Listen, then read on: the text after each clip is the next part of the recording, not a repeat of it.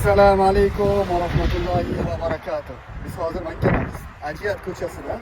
Yillar davomida, ming yillar davomida haj va umraga ko'plab mana shu ko'chalardan o'tib savdogarlar ham foydalanadigan, demak, ko'cha hisoblanadi bu ko'cha. Hamma biladi mana. O, ta o'sha burilishgacha, pastroqgacha, demak, Ajiyat ko'chasi. Makkaning eng tarkibiy qismlaridan bo'lgan, hattoki islomdan ham oldin bo'lgan ko'cha hisoblanadi. Bu Ajiyat degani demak jiyat so'zidan olingan, ya'ni chopqir zotdor ot, ya'ni chopqir zotdor otlar, otliqlar degan ma'noni anglatadi. Tarixlarda kelishicha mana shu mahallada demak zotdor, chopqir otlar, bo'yni uzun arab otlari demak saqlanganligi keladi. Yana bir ma'nosi jayyid so'zidan olingan, ya'ni yaxshi so'zdan olingan, ya'ni yaxshilar ma'nosi ham bor deyishadi. Mana shu joylar Ajiyat bo'lsa, soat mehmonxonasining o'rnida tog' bo'lgan.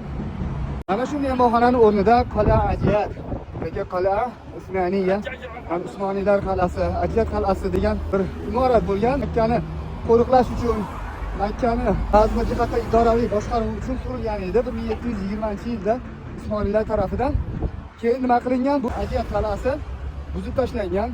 To demak mana shu soatni o'rni ham, soatni yonboshi ham, soatni oldi ham Ajiyat ko'chasi hisoblanadi. Ajiyat ko'chasi mashalloh 2002-yilda buzib o'rniga mana shu kengaytirish jarayonida demak nima bo'ldi?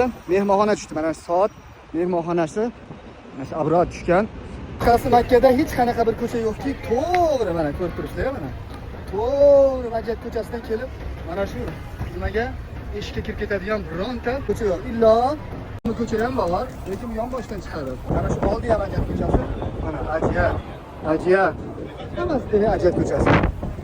Mashalloh, tabarakalloh, sog'inganlarga borib qo'yinglar, sog'inganlarga.